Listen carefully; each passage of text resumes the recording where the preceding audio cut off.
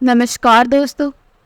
आज मैं आपको सुनाने जा रही हूँ जब एक बेटा अपनी बूढ़ी पागल माँ को मंदिर पर भीख मांगने के लिए छोड़कर विदेश भाग गया, तो बेटी ने माँ को कैसे दिलाया इंसाफ कि बेटे की रूह कांप गई। आज रूही का किसी काम में मन नहीं लग रहा था अपनी माँ का हालचाल जानने के लिए। सुबह से ना जाने कितनी बार उसने अपने भाई को फ़ोन लगाने की कोशिश की। फ़ोन की घंटी बज बज कर बंद हो जाती, लेकिन दूसरी ओर से कोई जवाब नहीं आ रहा था।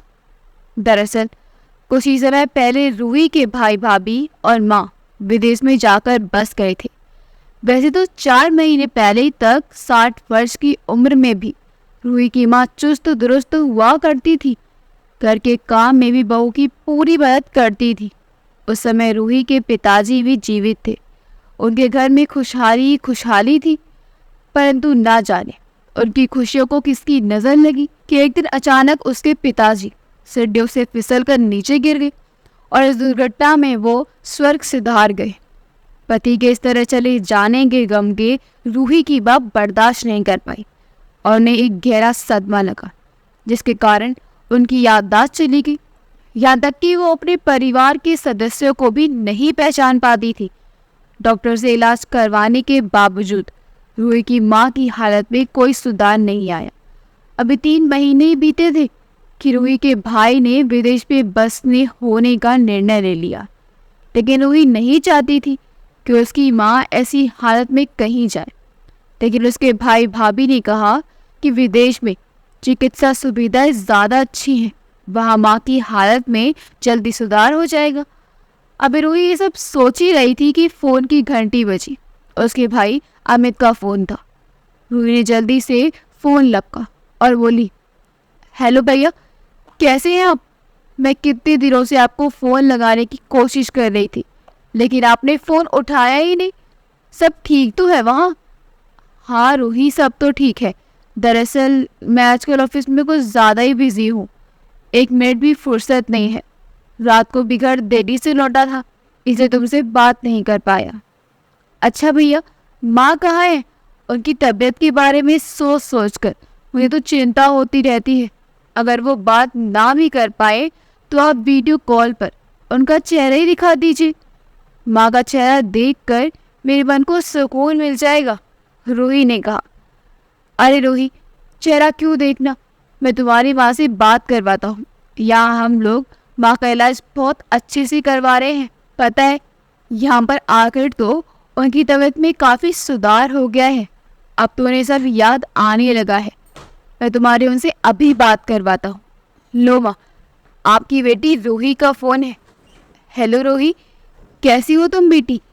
इतने समय बाद अपनी माँ के मुंह से अपना नाम सुनकर रूही बहुत खुश हो गई। उसकी आंखों से खुशी के आंसू छलक आए। फिर बोली, हम सब तो ठीक है माँ, आप कैसी हैं? बहुत समय हो गया था, आपसे बात ही नहीं हो पाई थी। दवाइयाँ तो समय पर लेती है ना? बेटा, मैं बिल्कुल ठीक हूँ। तेरे भाई भाभी मेरा बहुत ख्याल रखते हैं, तो मेरी चिंता मत किया कर। डॉक्टर ने मुझे पार्क में टहलने की सलाह दी है। अभी मेरा पार्क जाने का समय हो रहा है, मैं तुझसे बात करती हूँ। रूही की माँ ने कहा, ठीक है माँ, अपना ख्याल रखना। कहते हुए रूही ने भी फ़ोन काट दिया।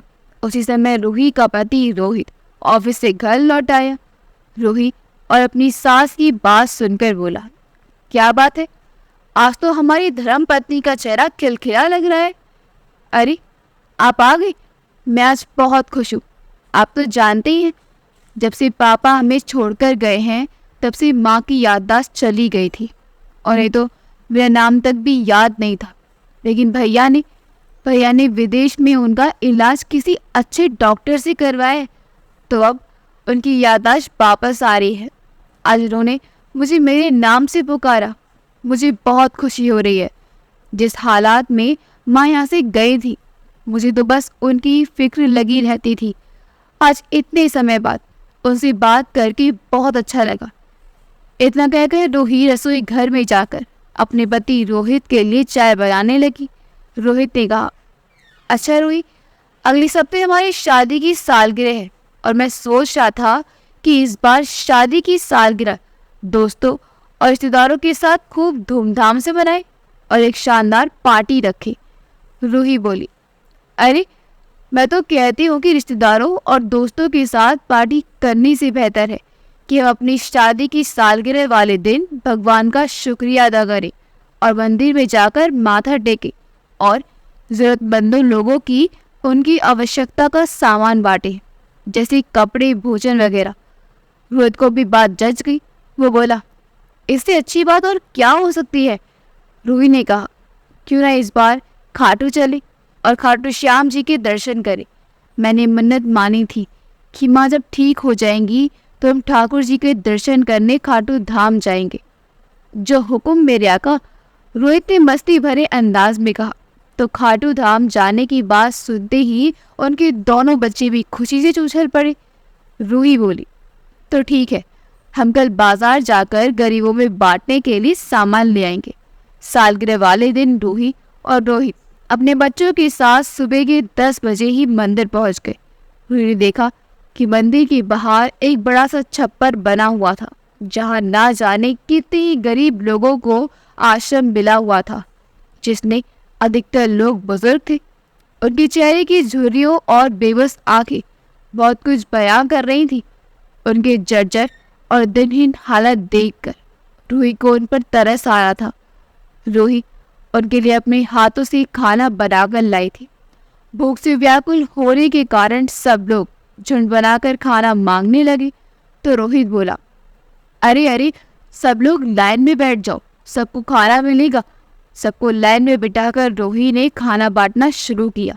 तो रोहित सबको कंबल बांटने लगा। खाना मिलते ही वह लोग जल्दी जल्दी खाना खाने लगे। जैसे ही रूही खाना बांटते बांटते आगे पहुंची तो लाइन में बैठी हुई एक बुजुर्ग महिला ने हाथ जोड़ते हुए रूही से कहा, बेटी मुझे और खाना दे दो, बहुत दिनों से कुछ नहीं खाया है, बहुत तेज भूख लगी है। तो रूही पीछे मुड़ी और बोली, लो अम्मा जी, और खाना ले लो।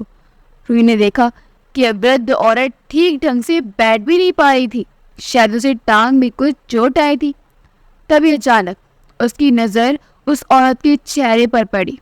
उसका चेहरा देखते ही उसके पैरों तले जैसे जमीन ही खिसक गई। उसकी हैरानी का ठिकाना न रहा। उसके हाथों से भोजन का थाल छूटकर नीचे गिर गया। तभी रोहित उसके पास आया और बोला, क्या हुआ रोहित, तुम ठीक तो हो? लेकिन रूही तो सामने बैठी औरत की ओर देखते हुए बस जोर जोर से रोती जा रही थी।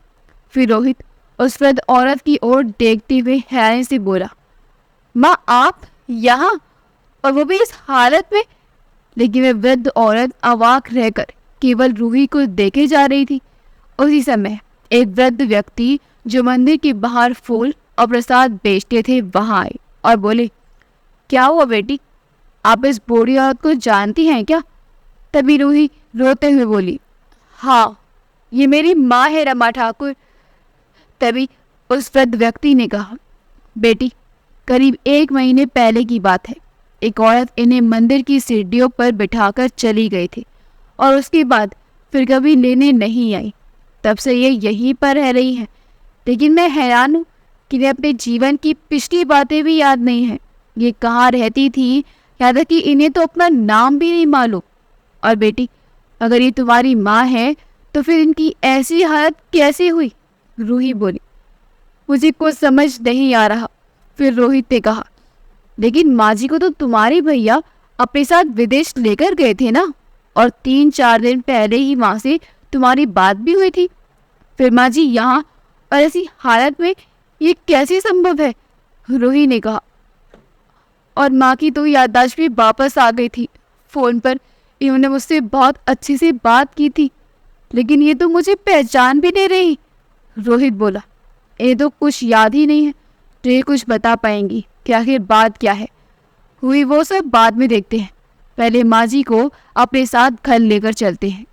ऐसा कहते हुए रोहित ने रमा जी को उठाने में मदद की और वह लोग कार में उन्हें बिठाकर अपने घर ले गए। घर पहुंचकर रोहित ने अपनी माँ को नहलाकर साफ सुथरे कपड़े पहनाए और फिर उन्हें खाना खिलाकर बिस्तर पर आराम से लिटा दिया। लेकिन रूही और रोहित अभी तक उलझन में थी और इसी उलझन को सुलझाने के लिए रूही ने अपने भाई को फ़ोन लगाया। हेलो भैया, कैसी हो आप? कहीं बिजी तो नहीं? तभी रूही का भाई बोला, अरे नहीं नहीं, घर पर ही हो, अभी अभी नाश्ता किया है। तेरी भाभी रीना ने चटपटे आलू के पराठे बनाए थे, खाकर मज़ा ही आ गया। अच्छा भैया, एक बार वहाँ से बात तो करवाना। वो क्या है ना, बच्चे नानी से बात करने की जिद कर रहे थे। ठीक है रूही, अभी करवाता हूँ। लीजिए माँ, रूही का फ़ोन है। दूसरी ओर से हूँ बहू रूही की माँ जैसी आवाज़ आई। रूही बेटी, अभी मेरी तबीयत कुछ ठीक नहीं है, सिर में बहुत ज़ोर से दर्द हो रहा है, मैं दवाई खाकर सोने जा रही हूँ, तुमसे फिर कभी बात करूँगी। उस आवाज़ सुनकर तो रूही का सिर चकराने लगा। आखिर ये हो क्या रहा है? फिर थोड़ी देर बाद रूही के भाई ने कहा, वो क्या है ना रूही, माँ को यहाँ आकर सर्दी जुकाम लग गया है, इसलिए थोड़ी सुस्त सी रहती है। मैं तुम्हारी फिर कभी बात करवा दूंगा। अपनी माँ से फ़ोन पर बात करने की बात रूही हैरानी रह गई कि आखिर जो उसने फ़ोन पर आवाज़ सुनी वो किसकी थी। उसे समझ नहीं आ रहा था कि सब चल क्या रहा है। फ़ोन स्पीकर पर था। रोहित ने भी फ़ोन पर चल रही सारी बातें सुनी थी। वो बोला, रूही, कि तुम्हें पक्का यकीन है कि तुम्हारी माँ है? कहीं हम किसी और को तुम्हारी माँ समझकर तो घर नहीं ले आए? रूही बोली, आप भी कैसी बातें कर रहे हैं? क्या मैं अपनी माँ को नहीं पहचानूंगी? फिर भी यदि कोई शक की गुंजाइश है तो मैं एक बार चेक कर लेती हूँ। कुछ वर्षों पहले माँ की टांग का ऑपरेशन हुआ था और उनकी टांग भी रॉड डाली गई थी। उसका निशान अब भी उनकी टांग पर होना चाहिए। ऐसा कहते हुए रूही अपनी माँ के पास गई और उनकी टांग पर से कपड़ा हटाया। निशान वही मौजूद था। अब उसे पक्का यकीन हो गया था कि यही उसकी माँ है। लेकिन रोहित, अब तक भैया मुझे किसकी आवाज़ सुनाते आए थे? जरूर कोई बहुत बड़ी साजिश रची जा रही है, लेकिन इसका खुलासा कैसे होगा? वो लोग तो विदेश में हैं और माँ को कुछ याद नहीं है। रोहित बोला, रोहित शांत हो जाओ, सबसे पहले हम माँ जी का इलाज करवाते हैं। माँ का ठीक होना सबसे ज़्यादा ज़रूरी है। फिर रूही अपनी माँ के पास आई और बोली, माँ, आप मुझे कैसे भूल सकती हैं? अपनी बेटी, मैं तो आपकी जान बसती थी ना, कुछ तो याद कीजिए। कहते कहते रूही फूट फूट कर रोने लगी। रूही की माँ ने कहा, बेटी, मुझे कुछ याद नहीं कि तुम कौन हो, लेकिन तुम रो मत। तुम तो भगवान में विश्वास रखती हो, ज़रूरतमंद लोगों का भला करती हो। भगवान तुम्हारी सारी परेशानियां दूर कर देंगे, चिंता मत करो। ऐसा कहते हुए रूही की माँ ने उसके आंसू साफ किए और उसके सिर पर प्यार भरा हाथ रखा। अपनी माँ का स्नेह पाकर रूही के दिल को एक सुकून मिला। अगले दिन रूही अपने पति के साथ माँ को डॉक्टर के पास ले गई। जांच पड़ताल करने के बाद डॉक्टर ने बताया कि हालांकि याददाश्त का वापस आना बहुत मुश्किल होता, परंतु यदि उचित समय पर दवाई दी जाए और मरीज को पुरानी बातें याद दिलाई जाएं, तो शायद ऐसा संभव हो सकता है, लेकिन कुछ पक्का नहीं कह सकते। ये सुनकर रूही थोड़ा मायूस हो गई। पर लोग रमा जी को अपने साथ घर वापस ले आए। घर पहुंचकर रूही ने सबको खाना खिलाकर माँ को दवाई दी। जब रमा जी सो गई तो रूही ने रोहित से कहा, आज से पहले मैंने खुद को कभी इतना लाचार महसूस नहीं किया था। इतने दिनों से भैया हमें झूठ बोलते आए हैं, मुझे बेवकूफ़ बनाते आए हैं, और हम लोग यहाँ बैठे हुए सही समझते रहे कि माँ भैया के साथ बड़े आराम से रह रही है। मेरे दिमाग में एक बार भी ये बात नहीं आई कि जितनी बार भी मैंने भैया को माँ से वीडियो कॉल पर बात करवाने के लिए कहा, तो भैया हर बार कोई ना कोई बहाना बनाकर उस बात को टाल देते थे। रोहित बोला, लेकिन रोहित, ये समय बैठकर आंसू बहाने का नहीं, बल्कि कोई कड़ा कदम उठाने का है। हाँ रोहित, अपनी माँ की गुनहगारों को मैं बिल्कुल नहीं छोड़ूंगी, लेकिन भैया इतनी आसानी से सारा सच नहीं उगलेंगे, और अगर उन्हें पता लग गया कि माँ मेरे पास है तो वह यहाँ वापस भी नहीं आएंगे। इसलिए हमें पहले उन्हें यहाँ बुलवाने का इंतज़ाम करना होगा। कोई ऐसा प्लान बनाना होगा जिससे भैया खुद ब खुद यहाँ दौड़े चले आए। रोहित बोला, रोहित बस एक ही चीज़ है तुम्हारे भाई को विदेश से यहाँ आने पर मजबूर कर सकती है, और वह है पैसा। तुम्हारे भाई की हरकतों से इतना तो साफ हो चुका है कि उसे केवल पैसे से ही प्यार है। तुम अपने भाई से कहो कि कल हमारे घर पर एक लेटर आया है जिसमें लिखा है कि माँ की पूरे 90 लाख की पॉलिसी मैच्योर हुई है, लेकिन पैसा हासिल करने के लिए माँ का यहाँ आना ज़रूरी है। माँ की साइन करने के बाद ही वह पैसा अकाउंट में आ पाएगा। लेकिन रोहित ध्यान रखना, उन्हें किसी बात का शक ना हो, और उनसे ये भी कहना कि एक बार माँ से पूछे कि क्या उन्होंने कोई ऐसी पॉलिसी करवाई थी जिसमें 90 लाख रुपए मिलने थे और उसमें हमारे घर का पता दिया था। बात करने के दौरान तुम्हारे भाई को ये भनक भी नहीं लगनी चाहिए कि माँ हमारे पास है। ठीक है रोहित, मैं कल सुबह ही भैया से फ़ोन पर बात करूँगी, कहीं भैया को किसी बात का शक ना हो जाए। इस सोच विचार में डूबी रूही कमरे में जाकर अपनी माँ के साथ बिस्तर पर लेट गई। अगले दिन सब काम निपटाने के बाद रूही ने अपने भाई अमित को फ़ोन लगाया। अमित के फ़ोन उठाते ही रूही बोली, भैया ज़रा माँ से बात करवाना, बहुत ज़रूरी काम है। तभी अमित बोला, रूही तुम बस 2 मिनट लेट हो गई, अभी माँ बाहर टहलने के लिए निकली है। वो क्या है ना, डॉक्टर ने उन्हें सुबह सुबह ताज़ी हवा में टहलने को कहा है, इसलिए रीना उन्हें पार्क में लेकर गई है। लेकिन रूही ऐसा कौन सा ज़रूरी काम है, मुझे बता दो, जब माँ आएंगी तो मैं माँ को बता दूंगा। रूही ने अपने भाई से वही बोला जो रोहित ने उसे कहा था। इतना सुनते ही रूही के भाई अमित की आंखों में नोटों की गड्डियों की तस्वीर नाचने लगी और फिर बोला, रूही तुम्हें तो माँ की हालत के बारे में पता है, इतना लंबा सफ़र करना उनके लिए ठीक नहीं होगा। अगर मैं आ जाऊँ तो चलेगा? रूही ने कहा, लेकिन भैया जब पॉलिसी माँ के नाम पर है तो साइन उनके ही चाहिए ना। फिर भी मैं एक बार बात करके देखती हूँ, शायद आपके आने से ही बात बन जाए, क्योंकि नॉमिनी में माँ ने आपका नाम ही लिखा है। ऐसा कहकर रूही ने फ़ोन रख दिया और अगले दिन अमित को फ़ोन करके बता दिया कि उसके आने से भी काम बन जाएगा, माँ का आना ज़रूरी नहीं है। अमित बोला, ठीक है, मैं टिकट का इंतज़ाम करता हूँ और जल्द से जल्द पहुँचने की कोशिश करूँगा। लेकिन भैया आप अकेले क्यों, साथ में भाभी को भी ले आना, रूही ने कहा।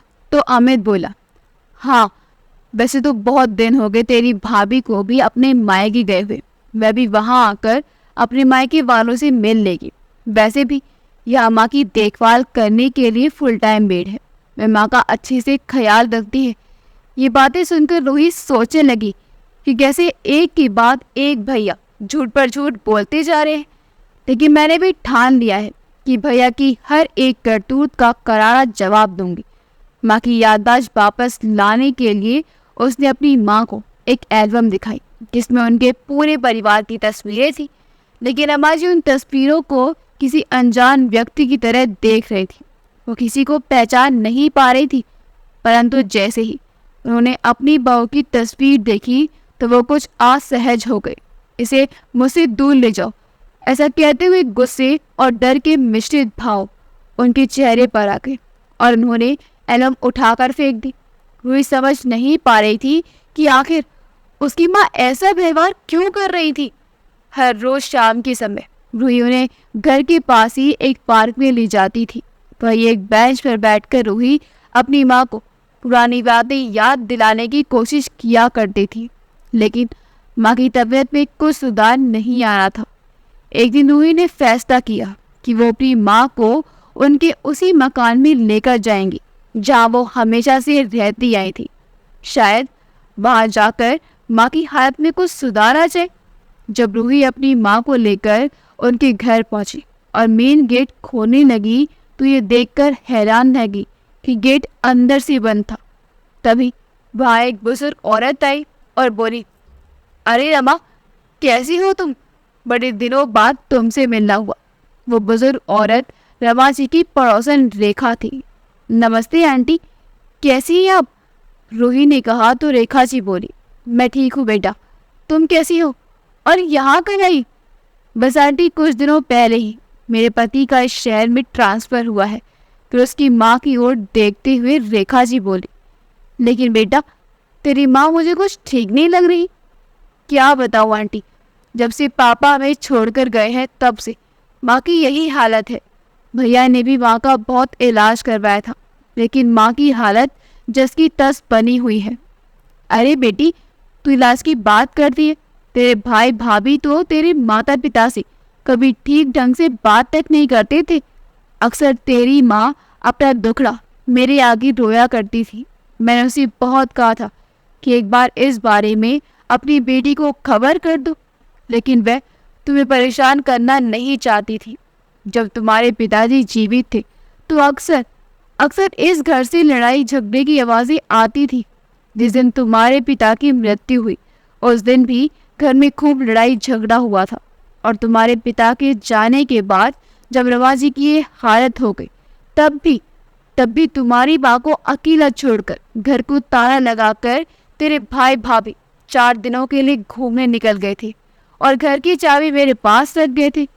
इतने दिन मैं बिना खाए पिए कैसे रहेंगी, इस बात की उन्हें कोई चिंता नहीं थी। चाबी मेरे पास होती थी तो मैं जाकर उसे खाना दे जाती थी। तुझे क्या लगता है कि तेरे भाई भाभी ने तेरी माँ का इलाज करवाया होगा? कहते कहते रेखा जी की आवाज़ रुआसी हो गई। ये सारी बातें सुनते सुनते रूही के दुख का ठिकाना ना रहा और वो फूट फूट कर रोने लगी। रेखा जी ने उसके आंसू पोंछते हुए उसे अपने घर के अंदर आने को कहा तो रूही खुद को संभालते हुए बोली, नहीं आंटी, मैं माँ को उनके अपने घर में लेकर आई थी ताकि उन्हें कुछ पुरानी बातें याद दिला सकूं। तो रेखा जी बोली, बेटा अब ये घर तेरी माँ का रहा ही कहाँ है? ये घर तो विदेश जाने से पहले तेरे भाई भाभी ने बेच दिया था। तभी रूही ने हैरानी भरे स्वर में कहा, भैया ने ये मकान बेच दिया और मुझे पता तक नहीं? लेकिन पापा के जाने के बाद तो माँ इस मकान की मालकिन थी, तो भैया इसे कैसे बेच सकते हैं? रेखा जी बोली, अरे बेटी, तेरी माँ की ऐसी हालत ही कहाँ थी जो किसी बात का विरोध कर सके? लेकिन बेटी, वो तेरी माँ को भी अपने साथ ही लेकर गए थे ना, फिर ये यहाँ कैसे? रेखा जी ने पूछा। रूही ने रोते हुए उन्हें सारी बात बताई। अमित की करतूत सुनकर रेखा जी आश्चर्यचकित रह गई। फिर रूही बोली, अपनी माँ पिताजी की एक एक आंसू का बदला मैं उनके गुनहगारों से जरूर लूंगी। फिर रेखा जी बोली, बेटी, कभी किसी काम में हमारी कोई मदद चाहिए हो तो बिना झिझक के बताना। कितनी जिंदा दिल हुआ करती थी मेरी सहेली रमा, बेचारी पर न जाने ऐसी क्या बीती जो इसकी ये हालत हो गई। दुखी मन से रूही अपनी माँ को लेकर घर वापस आ गई। कुछ दिन बीते तो रूही का भाई अमित भी अपनी पत्नी के साथ भारत पहुंच गया। रूही के घर पहुंचने से पहले ही रूही ने अपनी माँ को एक कमरे में छिपा दिया। जब भाई भाभी घर पहुंचे तो रूही और रोहित ऐसा व्यवहार कर रहे थे कि मानो उन्हें कुछ मालूम ही ना हो। अभी 5 मिनट भी नहीं बीते थे कि अमित बोला, रूही, पेपर्स पर साइन करने कब चलना है? रोहित ने कहा, अरे भैया, आप लोग अभी अभी तो आए हैं, ये सब काम भी हो जाएगा, इतनी भी क्या जल्दी है? कोई परेशानी है क्या? फिर रूही ने कहा, हाँ भैया, ज़रा थोड़ी देर बैठकर चाय नाश्ता कर लो। अमित बोला, अरे नहीं नहीं, दरअसल वह माँ अकेली है और मुझे उनकी चिंता हो रही है। हम अपने लिए परेशान नहीं हैं, बस माँ के कारण जल्दबाजी कर रहे हैं। फिर उसकी पत्नी रीना बोली, हाँ दीदी, आपके भैया को माँ जी की इतनी चिंता है कि उन्होंने वापस जाने के लिए कल सुबह की फ्लाइट की टिकट भी बुक करवा ली है। उसी समय रूही बोली, हाँ भैया, माँ की चिंता होनी तो जायज़ है। एक काम करो, माँ को फ़ोन कर लो या फिर वीडियो कॉल ही कर लो, उनसे बात भी हो जाएगी और पता भी चल जाएगा कि वो ठीक ठाक है या नहीं। ये बात सुनकर अमित हड़बड़ाते हुए बोला, अरे नहीं नहीं, वैसे भी माँ की तबीयत ठीक नहीं रहती और इस समय वो खाना खाकर सो चुकी होंगी। थोड़ी देर पहले ही मैंने मेरे से बात की थी, उसने बताया था कि माँ भी सो रही है, तो फिर क्यों नहीं डिस्टर्ब करना, मैं बाद में बात करवा दूंगा। फिर रूही बोली, सच में कितनी चिंता है तुम्हें माँ की। चलो, तुम्हारी चिंता मैं दूर कर देती हूँ, तुम लोग ना सही, मैं तुम्हें माँ से मिलवा देती हूँ। इतना सुनते ही अमित और उसकी पत्नी हैरानी से एक दूसरे की ओर देखने लगे। उसी समय रोहित रमा जी को कमरे से बाहर ले आया। उन्हें अपने सामने देखते ही अमित और रीना की आंखें फटी की फटी रह गई। उनके पसीने छूटने लगे। रूही बोली, अरे क्या हो गया भैया, अबे तो चौंक क्यों गए? आप दोनों को क्या लगा था कि इतना बड़ा कांड करने के बाद आप लोग यूं ही बच जाओगे? अरे भैया, माँ की कोई पॉलिसी थी ही नहीं, वो तो सिर्फ एक बहाना था आप दोनों को यहाँ बुलवाने के लिए। और देखो, आप लोग पैसों की लालच में यहाँ तक चले भी आए। पैसों की लालच में तो आपने माँ पिताजी का भी जीना हराम कर दिया था। तो फिर विदेश से यहाँ आना तो बहुत छोटी सी बात है ना भैया? और वैसे भी माँ ने मुझे आप लोगों की सच्चाई पहले ही बता दी थी, और अब आप दोनों वापस विदेश नहीं जेल जाएंगे। रूही ने ऊंची आवाज में कहा तो अमित कांपते हुए बोला, क्या क्या कहा तुमने? माँ ने तुम्हें हमारी सच्चाई बताई है, लेकिन माँ ये सब तुम्हें कैसे बता सकती है? माँ, क्या आपको सब कुछ याद आ गया है? रूही ने कहा, अच्छा, तो इसका मतलब यह है कि तुम मानते हो कि तुम्हारी माँ है? तो फिर ये बताओ कि तुमने अपनी माँ को ऐसी हालत में तिल तिल मरने के लिए क्यों छोड़ दिया? कि तुम्हें माँ पर बिल्कुल तरस नहीं आया? इतना सुनते ही अमित की नजरें नीचे झुक गई। फिर रूही बोली, भैया सच सच बताओ, जिसे आज तक तुम्हारी माँ बात करवाती आए थे, वो औरत कौन थी जिसकी आवाज़ बिल्कुल माँ की तरह थी? मेरे पास तुम्हारे खिलाफ कुछ ऐसे सबूत हैं जिससे मैं तुम्हें जेल की हवा खिला सकती हूँ। फिर तुम विदेश जा तो दूर, एयरपोर्ट तक भी नहीं पहुँच पाओगे। लेकिन अगर सच्चाई बता दी तो शायद तुम्हें माफ़ कर दो। अमित ने कहा, मैं हमेशा से ही विदेश जाकर वहाँ बसना चाहता था, और जब इस बारे में मैंने पिताजी से बात की और उन्हें मकान बेचने को कहा ताकि मैं विदेश जाने के लिए पैसा जुटा सकूं, तो पिताजी ने साफ साफ मना कर दिया। और जब पिताजी की मृत्यु हुई तो उसके बाद माँ की याददाश्त भी चली गई, और हमने इसी बात का फ़ायदा उठाया। विदेश जाने के लिए मैंने मकान बेचने का फैसला कर लिया। माँ की बढ़ती उम्र और बीमारी के चलते उनका बोझ ढोना हमारे बस में नहीं था, इसलिए मकान के कागज़ों पर उसे दस्तखत करवाने के बाद हमने मकान बेच दिया और विदेश जाने से पहले माँ को एक मंदिर के बाहर छोड़ दिया। फिर रूही बोली, इतना कुछ करते हुए तुम लोगों को जरा सी भी शर्म नहीं आई? अरे ये हमारी माँ है जिन्हें तुमने लावारिसों की तरह सड़क पर मरने के लिए छोड़ दिया। अगर ऐसे ही चलता रहता तो एक दिन वो भी ये दुनिया छोड़कर चली जाती, और तुम तो हमें यही कहते कि मैंने माँ का अंतिम संस्कार कर दिया। और अब ये बताओ कि इतने दिनों से माँ की आवाज़ में मुझसे कौन बात कर रहा था? अमित बोला, दरअसल माँ द्वारा गाया गया एक भजन मेरे मोबाइल में रिकॉर्ड किया हुआ था। उसी आवाज़ का सैंपल लेकर मैंने एक ऐप के ज़रिए ये सब किया था ताकि तुम्हें किसी बात का कोई शक ना हो। रूही बोली, मुझे माफ़ कर देना भैया, अब तो मैं आप दोनों को कभी वापस नहीं जाने दूंगी, क्योंकि पुलिस आ चुकी है और अब आप अपनी असली जगह यानी कि जेल जाएंगे। इतनी बात सुनते ही अमित और रीना ने एक दूसरे को वहां से भगाने का इशारा किया। भागते हुए जैसे ही वह लोग सीढ़ियां उतरने लगी तो उसी समय हीरा का पाँव फिसला और सीढ़ियों से लुढ़कती हुई नीचे आ गिरी। उसे गंभीर चोट आई थी जिसके कारण वह उठ नहीं पा रही थी। तभी सामने देखा तो पुलिस खड़ी थी।